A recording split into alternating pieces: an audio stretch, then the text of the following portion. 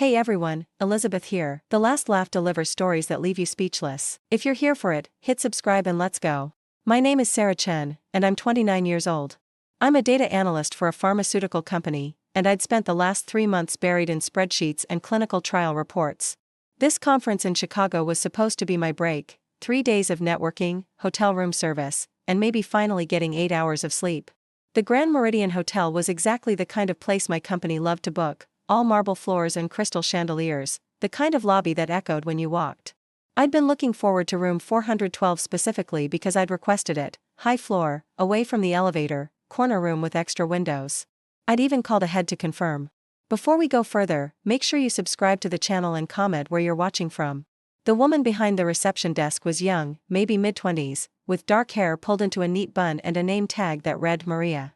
She smiled as I approached, but something about it seemed tight. Checking in, I said, sliding my ID across the counter. Reservation under Sarah Chen.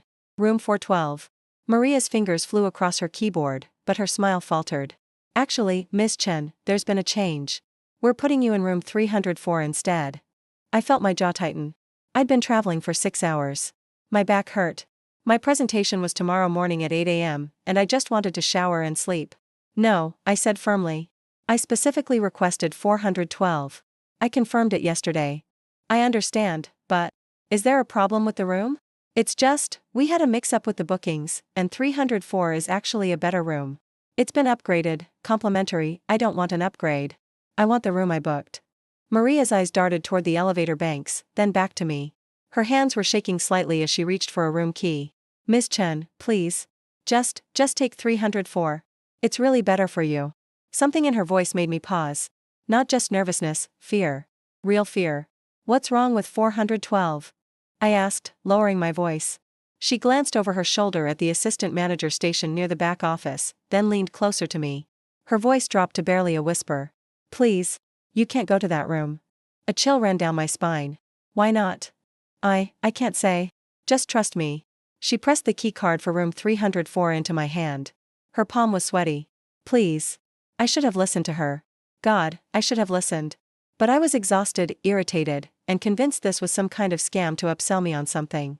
Maybe 412 had bed bugs. Maybe they'd double-booked it. Whatever it was, I'd paid for that specific room, and I was getting it. I want to speak to your manager, I said coldly. Maria's face went pale. Miss Chen. Now. The assistant manager, a middle-aged man named Derek according to his tag, came over with a practiced smile that didn't reach his eyes. Is there a problem? Your receptionist is refusing to give me my assigned room. I apologize for the confusion. Maria, please give Ms. Chen the key to 412. I didn't miss the look that passed between them, Maria's pleading expression, Derek's hard stare. Maria's hand trembled as she reached for a different key card. As she handed it to me, she managed to slip a small piece of paper along with it. I palmed it quickly, sliding both into my jacket pocket. Enjoy your stay, Derek said with false warmth. I grabbed my suitcase and headed for the elevators, my heart pounding harder than it should have been. Once inside, I pulled out the paper Maria had given me. Written in hurried handwriting were 3 words, don't go. 304. The elevator climbed to the 4th floor with a soft ding at each level. I stared at the note, my irritation warring with a growing sense of unease. This was ridiculous. What could possibly be wrong with a hotel room? But Maria's terrified eyes kept flashing through my mind. The 4th floor hallway was empty and quiet, carpeted in deep burgundy with wall sconces casting warm light every few feet. Room 412 was at the far end, just like I'd requested. A corner room. I stood outside the door for a long moment, key card in hand, Maria's note crumpled in my other fist. This is insane, I thought. I'm being paranoid. I swiped the key card. The lock clicked green. I pushed the door open. The room looked normal. King bed with crisp white linens. Dark wood furniture. Window overlooking the Chicago skyline. Everything was exactly as it should be. I stepped inside, pulling my suitcase behind me. The door clicked shut. That's when I noticed the smell, faint, chemical, like cleaning products but sharper. More medicinal. And there was something else. The thermostat on the wall was showing 68 degrees, but the room felt cold. Really cold. I walked toward the window, and that's when I saw it, a small device tucked behind the curtain rod. Black, rectangular, with a tiny red light that blinked once every few seconds. My blood turned to ice. That wasn't a smoke detector. That wasn't hotel equipment. My phone buzzed in my pocket, making me jump. Unknown number. I almost didn't answer, but something made me swipe to accept. Chen. It was Maria's voice, breathless and urgent. Did you go to 412? How did you get my number? From your reservation. Please, you need to get out of that room right now. There's a device in here. Behind the curtain. What is it? Oh God. Okay. Listen to me very carefully. Walk to the door. Don't run. Don't draw attention. Just walk out and take the stairs, not the elevator, down to the 3rd floor. Room 304. I'll meet you there. Maria, what the hell is going on? Your room was flagged in our system 2 days ago. I can't explain over the phone. Please. Just get out. My hands were shaking as I grabbed my suitcase. Every instinct was screaming at me to run, but I forced myself to walk calmly to the door. I'd just reached for the handle when I heard voices in the hallway. Should be arriving any minute now, a man's voice said. American accent, flat and professional. Once she's inside, we wait 30 minutes to be sure she's asleep. And if she doesn't go to sleep? Another man, younger sounding. The ventilation system will take care of that. The sedative is already pumping through room 412's air supply. She'll be unconscious within 20 minutes. I backed away from the door, my heart hammering so hard I could hear it in my ears. The suitcase wheels squeaked on the floor, and I froze.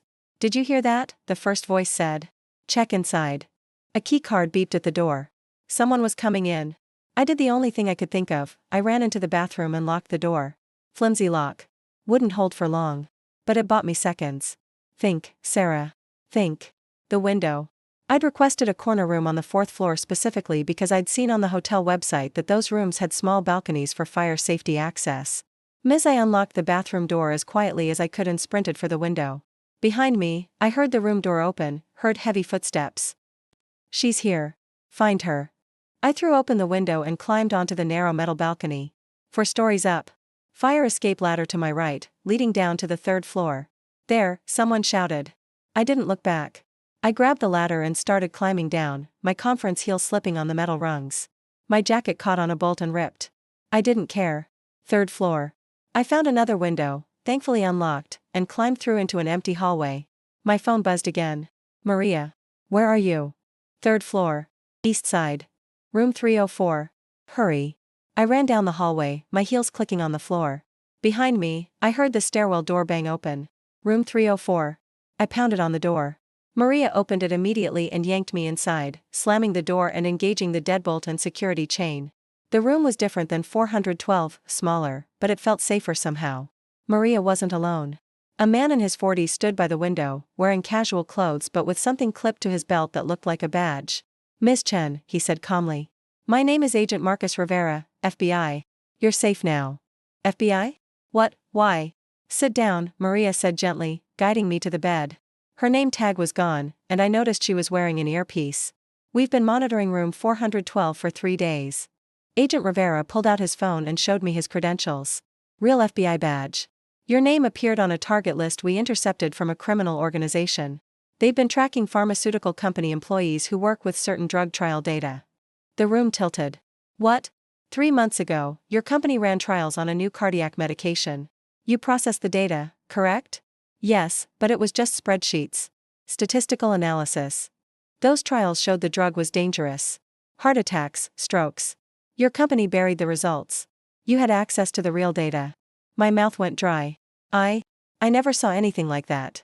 Because your company scrubbed it before you saw it. But someone leaked that the raw data still existed on your company laptop. This criminal organization, they're being paid by a competitor to acquire that data and expose your company. They were planning to kidnap you, drug you, and take your laptop. Maria spoke up. I'm Agent Lopez. I've been undercover at this hotel for 2 weeks. When I saw your name on the check-in list for tonight, matching the target profile we'd been given, I tried to redirect you. But I insisted on 412. Yes. Agent Rivera's expression was grim. Room 412 was prepared specifically for you. The ventilation system was modified to pump in aerosolized benzodiazepines. Once you were unconscious, the men in the hallway would have taken you and your belongings. You would have woken up in a very different location. I thought I might throw up. My laptop is in my suitcase. We know. And they know. Which is why we need to move you now. A knock at the door made all 3 of us freeze. Housekeeping, a male voice called. Agent Rivera put a finger to his lips and drew his weapon. He moved to the peephole, looked through, then swore under his breath. 2 men. Armed. They tracked her here. He turned to Maria. Call it in. We need backup now. Maria spoke quietly into her radio. Suspects at room 304. Multiple armed individuals. Requesting immediate tactical support. Copy that, a voice crackled back. Team is in the building. ETA 2 minutes. The door handle rattled. Someone was trying to pick the lock. Bathroom, Agent Rivera ordered. Both of you. Now. I grabbed my suitcase and followed Maria into the bathroom. She positioned herself in front of me, her hand on her own weapon. Through the door, I heard Agent Rivera call out, FBI. Put down your weapons. A gunshot. The sound was deafening in the enclosed space. Then another. Glass shattered. Voices shouting. More gunshots. Maria pushed me into the bathtub. Stay down. The bathroom door exploded inward. A man in dark clothes burst through, gun raised. Maria fired twice. The man went down. Suspect down, Maria said into her radio. Multiple shots fired. Room 304. Everything happened so fast after that. The hallway filled with FBI agents in tactical gear. Someone pulled me out of the bathtub, checked me for injuries. Agent Rivera appeared in the doorway, a cut on his forehead but otherwise unharmed. Clear, someone called. 3 suspects in custody. 1 down. 1 fled toward the stairwell, pursuing now. A female agent with kind eyes wrapped a blanket around my shoulders even though I wasn't cold. You're okay. You're safe now. But I didn't feel safe. I felt like the floor had dropped out from under the entire world. They moved me to a secure conference room on the hotel's 2nd floor. The kind of room meant for corporate meetings, now filled with FBI agents, laptops, and radio equipment. Someone had brought me coffee that I couldn't drink. My hands were still shaking too hard. Agent Rivera sat across from me, a bandage now covering the cut on his forehead. I need you to tell me everything you know about Project CardioMax. That's the drug trial I worked on. But I just did statistical analysis. I never saw anything that suggested the drug was dangerous. That's because your supervisor, Dr. Raymond Moss, altered the data before it reached you. The raw results showed a 34% increase in cardiac events among trial participants. Moss buried it. The coffee cup nearly slipped from my hands. Ray wouldn't, he's been with the company for 20 years. He has grandkids. He also has a gambling problem and $400,000 in debt. Agent Rivera pulled out a tablet and showed me bank statements, casino receipts, loan documents. He was paid $250,000 by Meridian Pharmaceuticals, your company's biggest competitor, to manipulate the trial data. They wanted the drug to fail spectacularly when the truth came out, destroying your company's reputation and stock price. But why come after me? Because you're meticulous. You keep backup files of everything. We found emails where Moss discussed you with his handlers. They were afraid you might have the original data buried somewhere in your files. I thought about my laptop, about my obsessive habit of backing up everything twice. I admitted. I always save raw data files before processing them. It's just habit. That habit might have saved lives. If we can prove Moss and Meridian Pharmaceuticals conspired to falsify drug trials, we can prevent CardioMax from ever reaching the market. Maria, Agent Lopez, entered the room with another agent, a tall man with gray hair. This is Special Agent in Charge William Torres. He's running this operation. Torres had the weathered look of someone who'd seen too much. He shook my hand firmly. Miss Chen, you did the right thing trusting your instincts tonight. The receptionist's warning saved your life. The men who tried to kidnap me, who are they? Hired contractors. Former military, now working for criminal organizations that specialize in corporate espionage and intimidation. The one who fled is still at large, but we've identified him. He won't get far. A younger agent interrupted. Sir, we've secured Dr. Moss. He was attempting to board a flight to the Caymans. We picked him up at O'Hare 20 minutes ago. Torres nodded. Good. Miss Chen, we're going to need your cooperation. Your laptop, your files, and your testimony. Are you willing to help us? I thought about all the patients who might have taken CardioMax. People with heart conditions, desperate for something to help them. People who would have died because of greed and lies. Yes, I said. Tell me what you need. Over the next hour, they brought in my laptop and a forensic specialist who helped me navigate my backup files. Sure enough, there they were, the original raw data files from the CardioMax trial, dated 3 months ago, before Moss had altered them. The specialist's eyes widened as he compared my files to the official ones submitted to the FDA. This is massive. The difference between these datasets is criminal. Can you use this? I asked Agent Rivera. Can we use this? Ms. Chen, this is everything we need. This proves Moss falsified federal drug trial data. That's 20 years in prison. And with his testimony, we can take down everyone involved at Meridian Pharmaceuticals. Agent Lopez brought me a fresh coffee. You should know room 412 wasn't just modified for sedative delivery. We found recording equipment throughout the room. They were planning to film you unconscious, use it as blackmail if you didn't cooperate with handing over your data. The coffee suddenly tasted bitter. They thought of everything. They didn't think you'd be smart enough to ignore their trap, Torres said. When that receptionist warned you, your first instinct was to fight for what you'd paid for.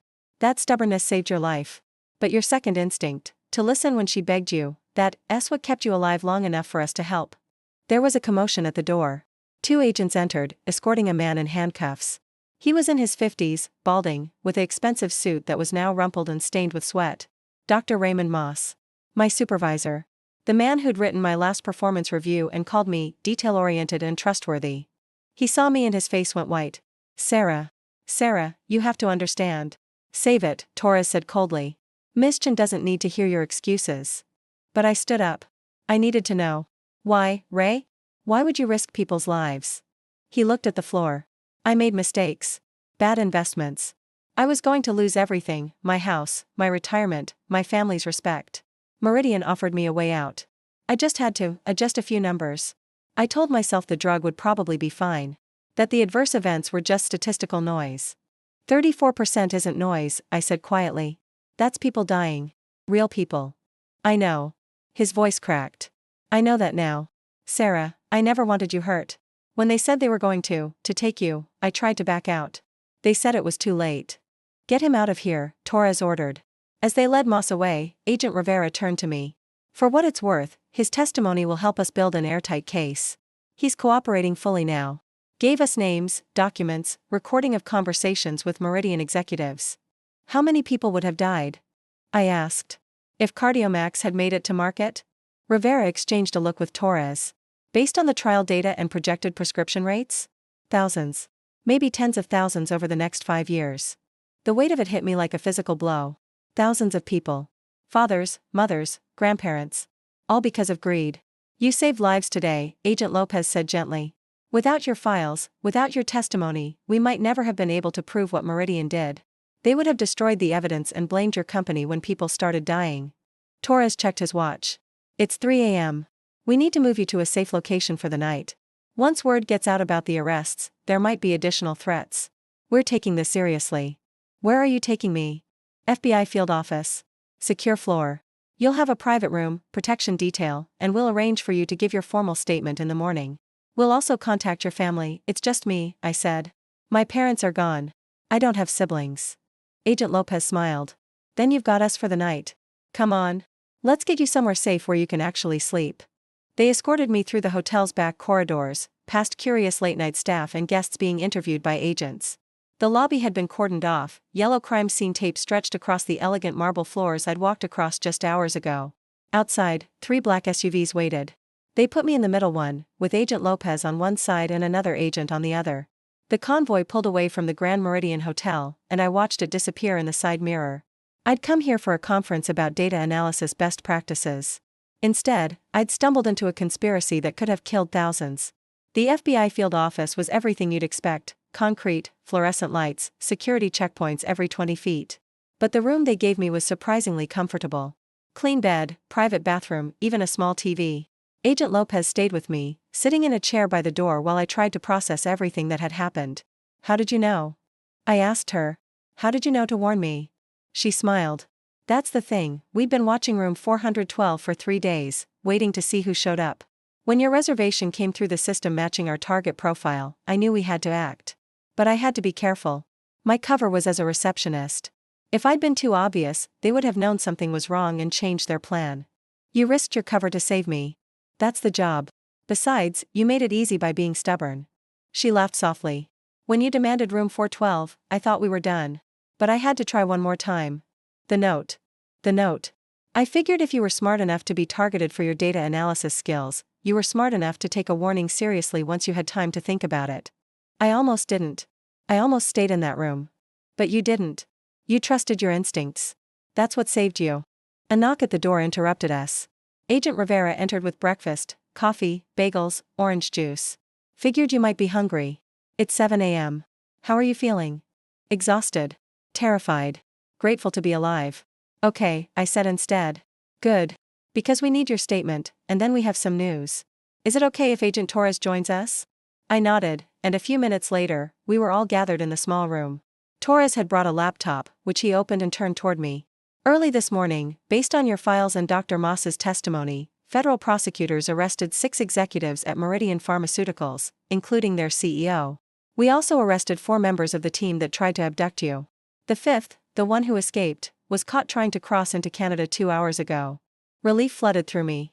So it's over? The immediate danger is over. But there's more.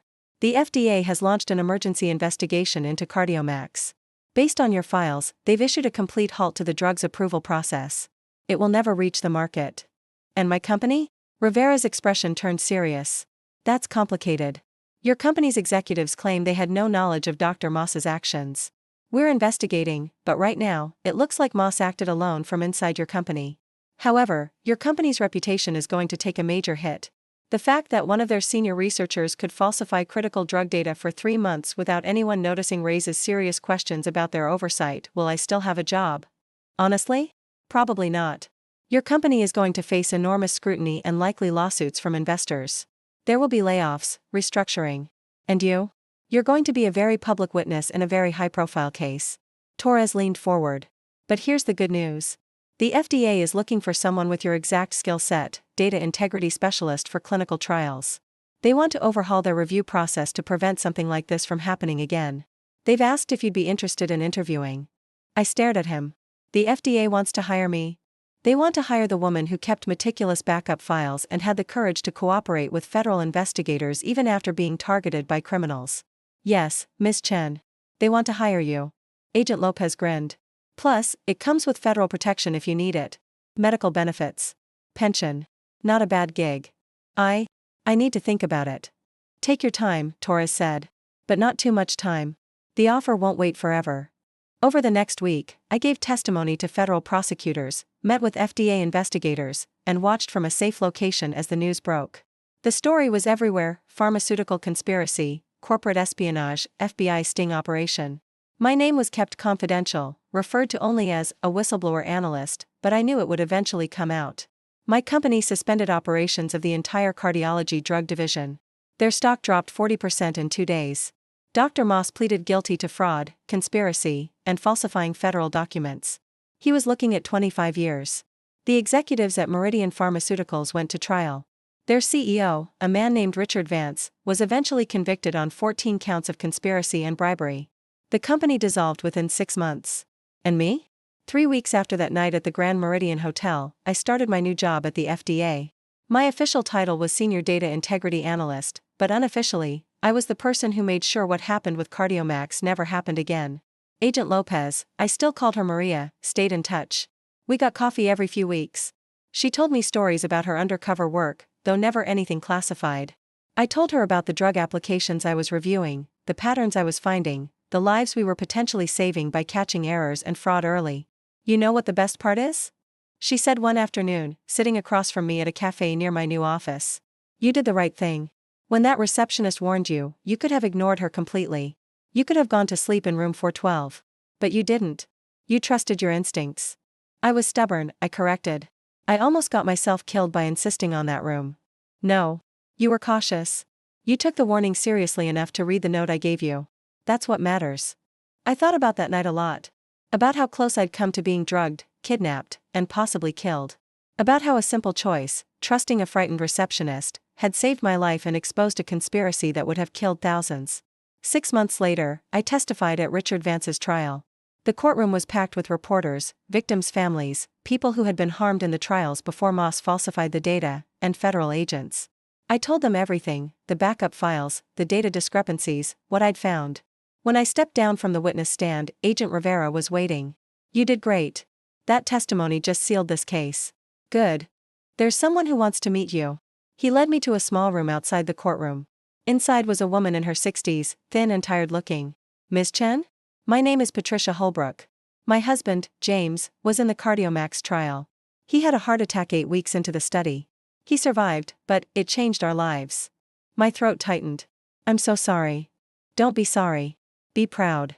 Because of you, because of those files you kept, we finally know what happened to James. The doctors told us it was just bad luck. But it wasn't. It was that drug. And now we have proof. Tears ran down her face. You saved lives, Miss Chen. You saved my husband's life by making sure that drug never reached the market. Thank you. I hugged her, this stranger who'd become connected to me through tragedy and data and one terrifying night in Chicago.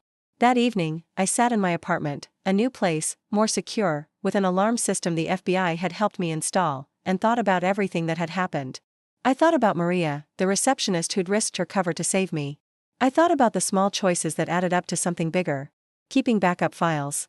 Reading a hurried note. Climbing out a window. Trusting strangers who turned out to be the good guys. I thought about Dr. Moss, who'd made different choices and would spend the rest of his life in prison. And I thought about the thousands of people who would never know how close they'd come to taking a drug that might have killed them. People who were alive because I'd been stubborn and careful and, eventually, brave enough to do the right thing. My phone buzzed. Text from Agent Torres, verdict is in. Guilty on all counts. Justice served. You did this. I smiled and typed back, we did this. Because that was the truth. One person alone couldn't have stopped this. It took a receptionist willing to break protocol. FBI agents willing to put themselves in danger. Prosecutors willing to take on powerful corporations. And yes, it took a data analyst who kept backup files and trusted her instincts when someone warned her about room 412. If this story moved you, subscribe and tell me in the comments where you're watching from. I learned something that night in Chicago, something that changed how I saw the world. Trust your instincts. When someone warns you about danger, listen. Small choices matter. And sometimes, being detail-oriented and a little bit stubborn can save lives. I never did make it to that conference. But I found something better, a purpose. Every drug application I review, every data file I audit, I think about Patricia Holbrook and her husband James. I think about all the people who will never know I exist, but who are safer because of the work I do. That's enough for me. That's everything.